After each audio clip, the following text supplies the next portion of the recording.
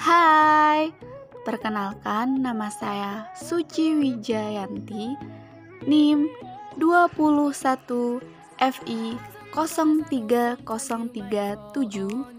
kelas A, TK2 atau tingkat 2 anestesi, dalam program studi Sarjana Terapan Keperawatan Anestesiologi Universitas Bakti Kencana. Di sini saya akan membahas mata kuliah Ilmu Gizi dengan judul Ilmu Gizi pada Remaja. Selamat menyaksikan.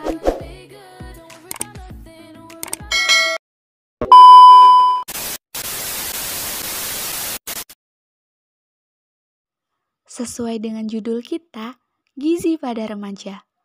Nah, tahu tidak siapa sih remaja itu?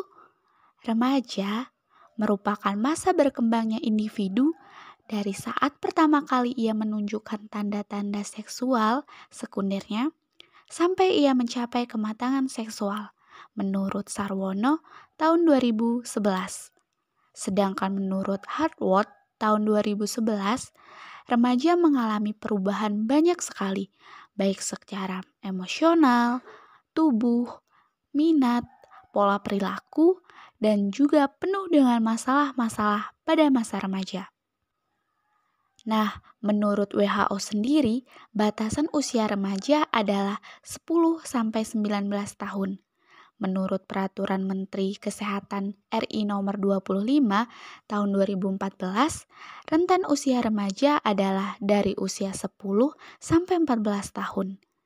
Jumlah kelompok usia 10-14 tahun di Indonesia menurut sensus tahun 2010 sebanyak 43,5 juta atau sekitar 18% dari jumlah penduduk. Selanjutnya, perubahan pada remaja. Perubahan yang terjadi pada usia remaja antara lain meliputi perubahan fisik, psikologis, maupun intelektual. Perubahan fisik yang terjadi pada remaja ditandai dengan pertumbuhan badan yang pesat dan matangnya organ reproduksi. Laju pertumbuhan remaja putri mengalami percepatan terlebih dahulu daripada remaja putra menurut Poverwati tahun 2010. Perubahan psikologis pada remaja nampak pada pola identifikasi anak menuju dewasa. Perubahan psikologis juga dipengaruhi oleh terjadinya perubahan pada fisik remaja yang menimbulkan kebingungan pada remaja, yang menyebabkan perubahan psikologis pada remaja. Karena itu, masa remaja disebut masa labil. Perubahan intelektual pada remaja nampak pada cara remaja dalam menyelesaikan tugas perkembangannya. Karena tugas perkembangan secara tidak langsung membuat remaja berpikir lebih rasional dan lebih dewasa. Kemudian, bagaimana ya pemenuhan gizi pada remaja? Bagaimana pengaturan makan yang baik dan penerapan gizi seimbang? Sebelum itu, apa sih gizi seimbang itu? Gizi seimbang menurut Kemenkes 2014 adalah susunan makanan sehari-hari yang mengandung zat gizi dalam jenis dan jumlah yang sesuai dengan kebutuhan tubuh dengan memperhatikan prinsip gizi seimbang. Prinsip gizi seimbang terdapat dalam 4 gizi seimbang. Yang pertama adalah pentingnya pola hidup aktif dan berolahraga. Yang kedua, menjaga berat badan tetap ideal. Yang ketiga, mengonsumsi makanan yang beraneka ragam. Yang keempat, menerapkan pola hidup bersih sehat. Nah, sekarang 4 sehat 5 sempurna sudah diganti loh. Terus, apa sih gantinya? Kemenkes telah mengeluarkan pergantian 4 sehat 5 sempurna menjadi pedoman gizi seimbang. Mengapa sih kok diganti ya? Alasannya, menurut Kemenkes 2018, 4 sehat 5 sempurna tidak sesuai dengan perkembangan ilmu gizi. 4 sehat 5 sempurna kurang adanya keseimbangan jumlah atau porsi jenis makanan, serta tidak menggambarkan kebutuhan air minum dalam sehari. Nah, kemudian gizi seimbang ini merupakan bagian dari pedoman gizi seimbang isi dari tumpeng gizi seimbang, yaitu yang pertama adalah batasi gula, garam, dan minyak. Yang kedua adalah pembagian porsi dalam makanan untuk lauk sebanyak 2-4 porsi, sayur 3-4 porsi, kemudian makanan pokok 3-4 porsi, dan jangan lupa minum air putih sebanyak 8 gelas dalam sehari. Selanjutnya yaitu memantau berat badan. Pastikan berat badan dalam kondisi ideal ya, tidak terlalu kurus dan tidak terlalu gemuk.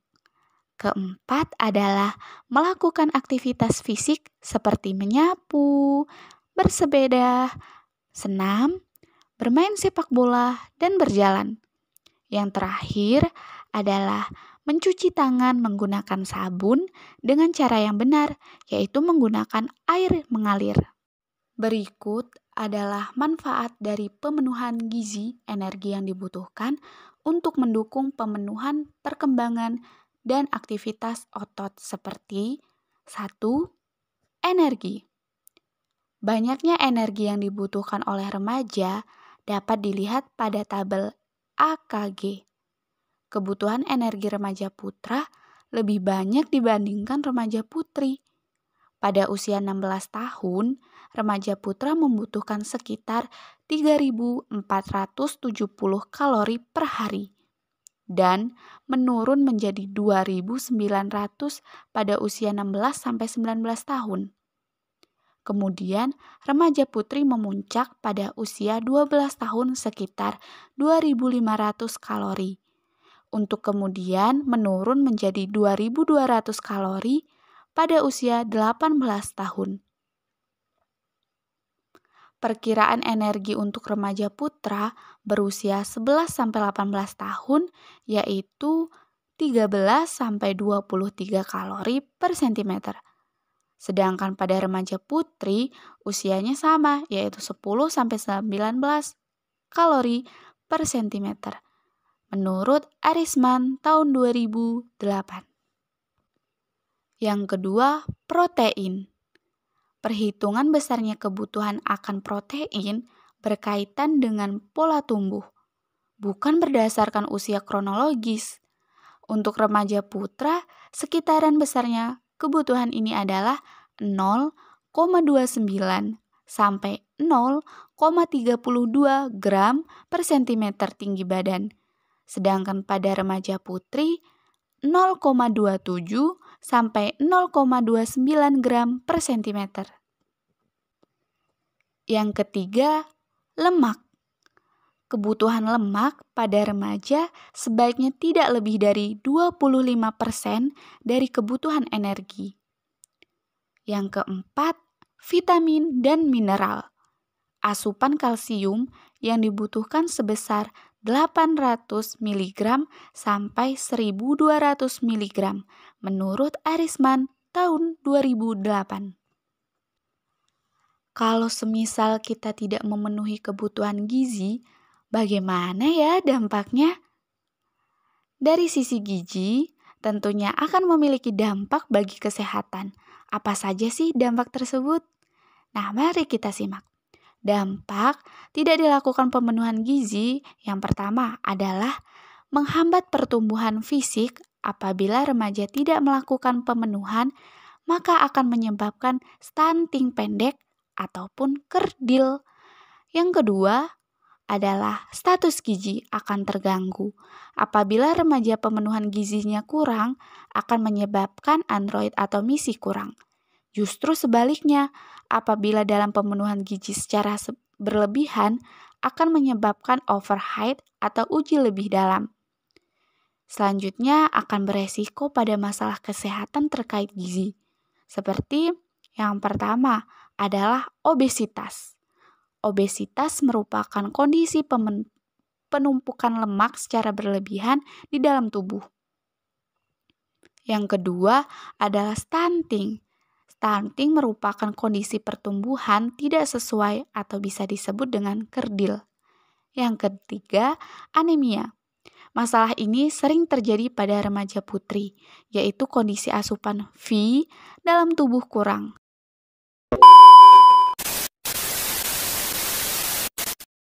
Sebelumnya, udah tahu belum berapa sih jumlah zat gizi kalian dalam sehari? Secara umum, zat gizi dibagi menjadi dua. Yang pertama adalah zat gizi makro, meliputi energi karbohidrat, lemak, dan protein. Yang kedua adalah zat gizi mikro, meliputi vitamin dan mineral. Pemenuhan karbohidrat dapat bersumber dari makanan seperti nasi, kentang, ataupun roti. Kalau protein dapat bersumber dari udang, telur, daging, dan ikan.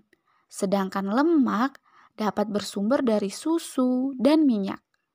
Selanjutnya, vitamin dan mineral. Meskipun diperlukan dalam jumlah yang kecil, namun vitamin dan mineral berperan penting untuk pertumbuhan remaja. Kekurangan vitamin dan mineral dalam jangka panjang, pertumbuhan akan terganggu serta perkembangan tidak optimal. Vitamin yang dibutuhkan oleh remaja untuk tumbuh kembang ada vitamin A, vitamin D, vitamin E, vitamin B9 atau folat, vitamin B12, dan vitamin C. Yang paling penting adalah vitamin D. Untuk remaja laki-laki dan perempuan membutuhkan 15 mikrogram vitamin D. Dapat bersumber dari minyak, ikan, kuning telur, susu, margarin, dan butter, yang fungsinya untuk membantu penyerapan kalsium dan fosfor, sehingga mencegah gangguan tulang. Selain itu, ada folat atau B9, dibutuhkan oleh remaja laki-laki dan perempuan sebanyak 400 mikrogram folat. Dapat bersumber dari brokoli, pisang, jeruk, susu, keju, dan sayuran hijau. Fungsi dari flax sendiri adalah sebagai penunjang produksi sel darah merah sehingga dapat mencegah terjadinya anemia. Selanjutnya adalah mineral yang dibutuhkan oleh remaja antara lain kalsium, fosfor, magnesium, atau zat besi dan kalium. Yang paling penting untuk remaja perempuan adalah zat besi yang dibutuhkan sebanyak 15 mikrogram zat besi. Dapat bersumber dari makanan, contohnya daging merah, telur unggas, kerang, ikan, dan hati. Fungsi dari zat besi ini membawa oksigen untuk membentukkan Hb atau hemoglobin sehingga dapat mencegah terjadinya anemia. Pemenuhan zat besi bagi perempuan khususnya sangat penting karena pada saat menstruasi akan kehilangan darah lebih banyak. Maka dari itu, zat besi dibutuhkan untuk pembentukan sel darah merah. And then, jangan lupa terapkan pedoman gizi seimbang, penuh gizi senantiasa, pertumbuhanmu akan optimal. Bye-bye, sampai jumpa lagi.